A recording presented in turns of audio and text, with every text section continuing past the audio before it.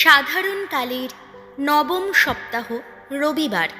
প্রথম পাঠ যাত্রা পুস্তক 24 অধ্যায় পদ সংখ্যা 3 থেকে 8। এই সেই মহাসন্ধির রক্ত, যে সন্ধি ভগবান তোমাদের সঙ্গে সম্পাদন করেছেন। সিনাই পর্বত থেকে নেমে এসে মোশি ভগবান যা কিছু বলেছেন, যেসব বিধি নিয়ম পালন করার আদেশ দিয়েছেন, তা সবই লোকদের কাছে জানিয়ে দিলেন। উত্তরে তারা সকলে তখন এক বাক্যে বলে উঠল, ভগবান যা কিছু করতে বলেছেন আমরা তা সবই করব। তখন মোশি ভগবানের ওই সমস্ত বাণী লিখে রাখলেন। পরের দিন খুব সকালে তিনি পর্বতের পাদদেশে একটি যজ্ঞ বেদী গেঁথে তুললেন, আর সেখানে ইসরায়েলের 12টি গোষ্ঠীর প্রতীক রূপে পাথরের 12টি স্তম্ভ গড়ে তুললেন। তারপর কয়েকজন তরুণ ইসরায়েলীয়কে তিনি নির্দেশ দিলেন যে তারা যেন কয়েকটি পশু আহুতি দেয়। তারপর মিলনযজ্ঞের নৈবেদ্য হিসেবে তারা যেন ভগবানের উদ্দেশ্যে কয়েকটি বৃষ উৎসর্গ করেন। ওইসব পশুর অর্ধেকটা রক্ত মোশি কয়েকটি গামলায় রাখলেন, বাকি অর্ধেকটা তিনি যজ্ঞ বেদীর গায়ে ঢেলে দিলেন। তারপর তিনি সন্ধি বিবরণীর পুঁথিটি হাতে নিয়ে লোকদের পড়ে শোনালেন। তারা বলে উঠল, ভগবান যা কিছু করতে বলেছেন আমরা তা সবই করব, তা সবই মেনে চলব।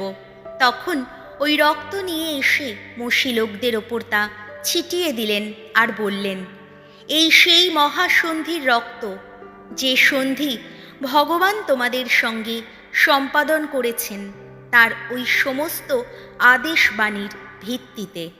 প্রভুর বাণী। শ্যাম সঙ্গীত ধুয়ো।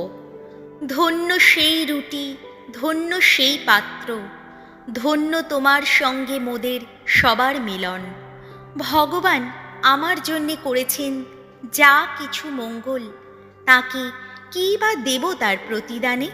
ত্রাণ পাত্রখানি তুলে ধরে আমি ভগবানের নাম আহা করব স্মরণ। ধুয়ো।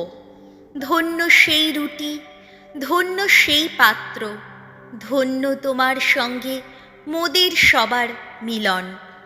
ভক্তজন যারা, তাদের মৃত্যু ভগবানের দৃষ্টিতে বড়ই দুঃখের ব্যাপার। ওগো ভগবান, দোহাই তোমার, আমি তোমার সেবক। ওগো তোমারই সেবক, তোমার দাসীর পুত্র আমি। আহা, খুলেই দিয়েছ তুমি আমার বন্ধন। ধুয়ো। ধন্য সেই রুটি, ধন্য সেই পাত্র, ধন্য তোমার সঙ্গে মোদের সবার মিলন। তোমার কাছে স্তুতিযোগ্য নিবেদন করব আমি। ভগবানের নাম আমি করব স্মরণ। ভগবানের কাছে যা কিছু মানত করেছি আমি, তার সকল ভক্তের সামনে তা পূর্ণই করব। ধুয়ো। ধন্য সেই রুটি, ধন্য সেই পাত্র, ধন্য তোমার সঙ্গে মোদের সবার মিলন। দ্বিতীয় পাঠ হিব্রুদের কাছে ধর্মপত্র 9 অধ্যায় পদ সংখ্যা 11 থেকে 15। খ্রিস্টের রক্ত আমাদের সমস্ত পাপের কালিমা মুছিয়ে দেয়। প্রিয়জনেরা, খ্রিস্ট মানুষের যেসব মঙ্গলদান পাওয়ার কথা মহাযাজক রূপে তা মানুষকে পাইয়ে দেবার জন্যেই আবির্ভূত হয়েছেন। তিনি এমনই এক শিবিরের যাজক যা মহত্তর, পূর্ণতর, যা মানুষের হাতে তৈরি নয়, অর্থাৎ তাই পার্থিব সৃষ্টির অঙ্গ নয়। সেই শিবিরটির মধ্য দিয়ে তিনি একবারই চিরকালের মতো স্বর্গের পুণ্য স্থানে প্রবেশ করেছেন। সঙ্গে নিয়ে গেছেন বলি দেওয়া কোনো ছাগ বা বাছুরের রক্ত নয়, বরং নিজেরই রক্ত। আর এইভাবে আমাদের জন্য তিনি অর্জন করে গেছেন শাশ্বত মুক্তি।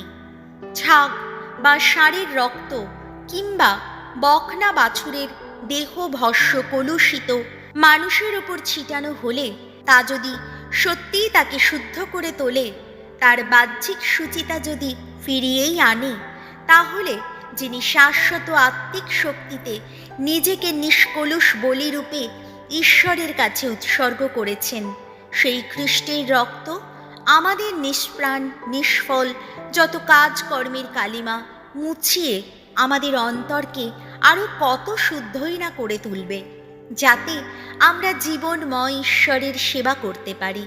তাই তো তিনি নতুন এক সন্ধির মধ্যস্থ প্রথম সন্ধির আমলে যা কিছু অন্যায় অধর্ম করা হয়েছিল তার হাত থেকে মানুষকে মুক্ত করার জন্যে তার মৃত্যু হয়েছে বলেই ঈশ্বরের আহুত জনের প্রতিশ্রুত সেই শাশ্বত সম্পদ এখন লাভ করতে পারছে। প্রভুর বাণী। বাণী বন্দনা। জয় জয় প্রভুর জয়। আমি পরম অন্ন, স্বর্গ থেকে নেমে আসা জীবনময় অন্ন। এই অন্ন গ্রহণ করে যারা, অনন্তকাল বেঁচেই থাকে তারা। জয় জয় প্রভুর জয়। মার্ক রচিত মঙ্গল সমাচার 14 অধ্যায়, পদ সংখ্যা 12 থেকে 16 এবং 22 থেকে 26। নবসন্ধির যজ্ঞানুষ্ঠান। যেদিন নিস্তার পর্বের মেষ শাবক বলি দেওয়া হতো, চরপটি পর্বের সেই প্রথম দিনে যিশুর শিষ্যেরা তাকে জিজ্ঞেস করলেন, আপনার জন্যে আমরা কোথায় গিয়ে নিস্তার ভোজের ব্যবস্থা করব? বলুন, আপনি কি চান? তখন তিনি দুজন শিষ্যকে এই কাজে পাঠালেন। তাদের তিনি বলে দিলেন, তোমরা শহরে যাও, সেখানে এক কলসি জল নিয়ে যাচ্ছে এমন একজন লোকের সঙ্গে দেখা হবে। তোমরা তার অনুসরণ করো। সে যে বাড়িতে ঢুকবে তার মালিককে গিয়ে বলো, গুরু জানতে চেয়েছেন তিনি তার শিষ্যদের সঙ্গে যে ঘরে নিস্তার ভোজে বসবেন তার সেই ঘরটি কোথায়। তখন তিনি নিজের ওপর তলার বড় একটি ঘর তোমাদের দেখিয়ে দেবেন। ঘরটি সাজানো, ভোজের জন্যে প্রস্তুত। তোমরা সেখানেই আমাদের জন্য সব ব্যবস্থা করো। শিষ্য দুজন তখন রওনা হলেন। শহরে গিয়ে তারা যিশুর কথা মতোই সব কিছু পেলেন এবং তারা তখন নিস্তার ভোজের আয়োজনও করলেন। খাওয়া দাওয়া যখন চলছে, সেই সময় যিশু হাতে একখানা রুটি নিলেন। তারপর ঈশ্বরকে স্তুতি ধন্যবাদ জানিয়ে তিনি সেই রুটিখানি ছিঁড়ে টুকরো টুকরো করলেন। তারপর তা শিষ্যদের দিয়ে তিনি বললেন, নাও, এ আমার দেহ। তারপর তিনি একটি পান পাত্র নিলেন এবং ঈশ্বরকে ধন্যবাদ জানিয়ে পাত্রটি শিষ্যদের হাতে দিলেন। তারা সকলেই তা থেকে পান করলেন। তিনি তাদের বললেন, এ আমার রক্ত, মহাসন্ধির সেই রক্ত, যা অনেকের জন্যেই পাতিত হবে। আমি তোমাদের সত্যি বলছি, আঙুর গাছের এই ফলের রস আমি ততদিন আর স্পর্শই করব না, যতদিন না ঐশ্ব রাজ্যে আমি তা নতুন রূপেই পান করি। স্তোত্র গান করার পর তারা জলপাই পাহাড়ের পথে বেরিয়ে পড়লেন। প্রভু যিশুর মঙ্গল সমাচার।